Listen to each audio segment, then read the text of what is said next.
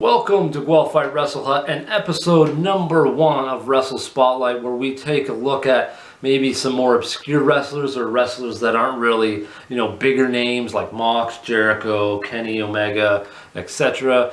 And we'll be focusing on, smaller, maybe not smaller wrestlers or obscure wrestlers, but wrestlers just aren't, you might not know, and maybe you want to take a look at. Maybe you'll take a look at their history, maybe you'll find a new favorite wrestler. And who I want to tackle today is Daniel Garcia, Red Death. And then why is because he seems to be getting a lot of momentum and a lot of trust and faith from Tony Khan, being put in main event Rampage matches against guys like Jon Moxley and Darby Allin, which is pretty crazy to be put in that spot, and quite daring, and having a lot of faith from Tony Khan in that is pretty cool. You do not see that a lot, especially in wrestling. You don't see that that type of thing happening. So I just want to do a little bit of a backdrop on Daniel Garcia, my thoughts, and just like how impressive he has looked to me, how he's done the tough meat and potatoes, bit of technical with a guy like Jon Moxley on Rampage. He's gotten a win over Matt Sydal, who is an aerial artist primarily and very athletic, but also shows technical and submission wrestling as well, and he did really awesome in that match and got the victory. He showed a really good match with Darby Allin with a bit of toughness, bit of technical. He showed his speed against Darby Allin, who's a very quick and very quick at doing transitions, and he held his own with that.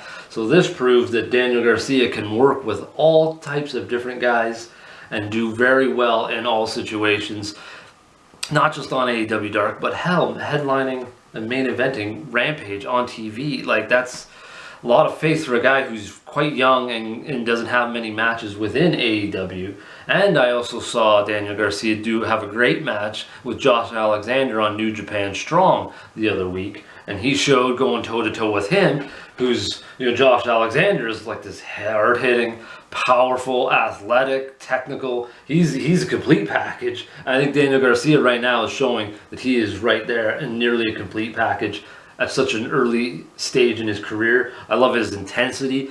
He might be just another guy in underwear that says Red Death on it, but his intensity reminds me of Taz. He comes up with the towel. He just has this grit. He's setting himself apart from everybody else already, and I just think that's really impressive. And that's why I wanted to do our first Wrestle Focus, episode 1, on Red Death, Daniel Garcia, and tell you guys about him, and tell you guys, watch his matches, go back and check out some matches, see what you can find on the internet, watch his match versus Josh Alexander, because I think he's got a lot of potential to be quite an impressive wrestler, like a Zack Sabre Jr. with his technical abilities, and maybe add some aerial and stuff like that. But yeah, he's pretty impressive so far. I was surprised that he got the push that he got so fast, kind of thing, because I didn't know who he was. All of a sudden he's got a promo, he's fighting Darby, he's fighting Mox, he's on the main event with the 2.0 group. I'm like, who are these people? All of a sudden they went from nowhere to she's at the top, and then you see him, he's very technical, and he's pulling cool submission, that sharpshooter, and then he's killing them, he's leading backwards, and he's oh my Who would have God, thought that the sharpshooter could have got that much more vicious, Also, another thing is, when I do these Wrestle Focus on wrestlers, he might have nothing to say about the wrestler because he doesn't know who I'm talking about, even, because he's, oblivious sometimes. Also, he also might have his own wrestler that he's been plotting and writing about on his own, and that will be a surprise potentially for every Wrestle Spotlight video we do.